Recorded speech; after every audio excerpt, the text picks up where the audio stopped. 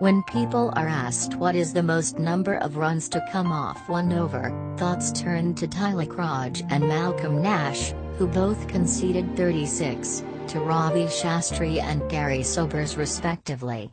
But in February 1990, Bert Vance went for more than twice that number in what ranks as one of first-class cricket's oddest overs. The incident took place on the final day of Wellington's Shell Trophy match against Canterbury in Christchurch. It was Wellington's last game of the season and they needed to win to ensure that they secured the title. On the final morning they declared their second innings, leaving Canterbury to chase 291 in what turned out to be 59 overs. Canterbury lost early wickets, and as John Morrison, the former New Zealand batsman and at the time Wellington's coach, remembers, they put the shutters up very early in a run chase that was very feasible and we just couldn't remove them in the normal way. Although Canterbury had looked like losing when they slumped to 108 for 8, Lee German and Roger Ford had stopped the rot and seemed set to hold out for a draw.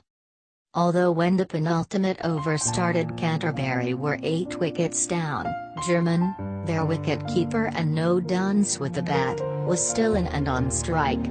Morrison and Irv McSweeney, Wellington's captain wicket-keeper, hatched a plan and Bert Vance, the New Zealand batsman who was nearing the end of his career and so had no bowling figures of any note to worry about, agreed to help them.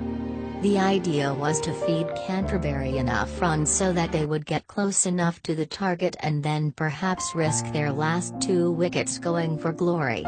They began the over on 196 for 8 with German 75 not out. Vance proceeded to bowl a succession of no balls, and of his first 17 deliveries only one, the second, was legitimate. Full toss after full toss was lobbed down from 2 or 3 yards down the track.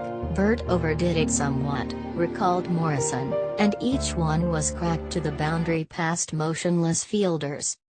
German brought up his 100 off the 6th ball, and in all he took 70 off the over, including 8 sixes and 5 fours.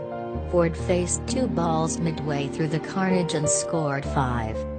The real problems, however, were off the pitch, where the bewildered scorers and scoreboard operators lost track of what was happening and at one point resorted to consulting with spectators to try to resolve the chaos.